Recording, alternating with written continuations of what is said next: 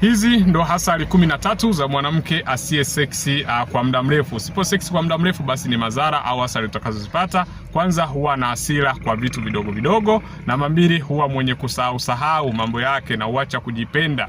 Lakini namba 3 ni maumivu makali na damu nyingi wakati wa hedhi. Anaweza kuwa maumivu ya kiuno, mgongo, lakini pia wakati akiwa na nyege. Lakini pia hujichua kwa vidole. Mara nyingi huwa wanajichua kwa vidole wanapokosa kufanya mapenzi kwa muda mrefu. Lakini pia hukosa huruma na huwa anakuwa na maamuzi fulani ya kikatili. Namba 6, huwa anachukia sana kuona watu wakienjoy mahusiano yao. Lakini namba 7, hawezi kumtii mwanaume kwa moyo wake wote na huwa anakuwa na kiburi. Namba 8, hutaka pesa sana kwa sababu hutumia pesa zake kwa wanaume wake.